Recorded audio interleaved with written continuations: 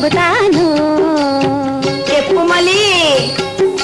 Car మబ్బులు కన్న వేళ, కాకులు గూటికి చేరే వేళ, చందమామ తొంగి చూసే వేళ, సన్నజాజులు పూసే వేళ, ఓ ఒంటిగా నేను ఇంట్లో ఉంటే, ఉయ్యాల ఎక్కి ఊగుతూ ఉంటే, లాలీ లాలీ లాలీ లాలీ లాలీ లాలీ లాలీ లాలీలో. ఏం జరిగింది? తలుపు కెర్రున చప్పుడైనది, గుండె చల్లున కొట్టుకున్నది.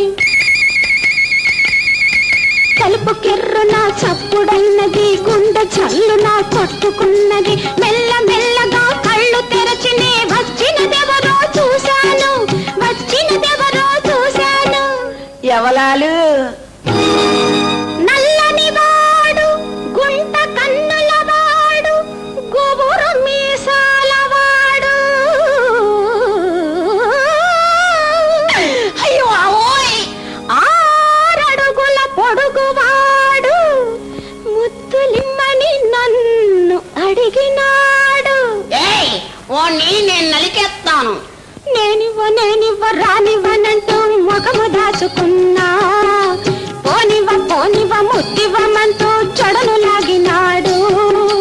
అమ్మా నాన్న, అమ్మా నాన్న కాపాడమంటూ అల్లాడిపోయాను. అయినా గాని వదలక నన్ను ఒడిసి పట్టినాడు. అంతలో వచ్చింది. ఏమిటి మోల్చ? కాదు, మా అమ్మ. ఏమంది? వెళ్ళవే నా తల్లి, వెళ్ళవే అమ్మా, ముద్దులిస్తే నీకు డబ్బులిస్తాడు, మంచి బట్టలిస్తాడు, డబ్బులిస్తాడు, మంచి బట్టలిస్తాడు అని ముందుకు తోసింది. అది తల్లా కాదు, రాక్షసి, పిశాచి, దెయ్యం. తర్వాత ఏమైందో చెప్పు. తప్పనిసరి అయి వెళ్ళాను, సిగ్గుపడుతూ నిలుచున్నాను. గదిలో గెత్తుకుపోయాడు, కథలు కబుర్లు చెప్పాడు, తన దుప్పటిలో చోటిచ్చాడు. కులత పాపాత్ములాల, నువ్వు నాకొద్దు, పో వాడి దగ్గరికి పో. అంత కోపం ఎందుకయ్యా, అప్పుడు నా వయసైదయ్యా. ఏమిటి అప్పుడు నీకు 5 ఏళ్ళ?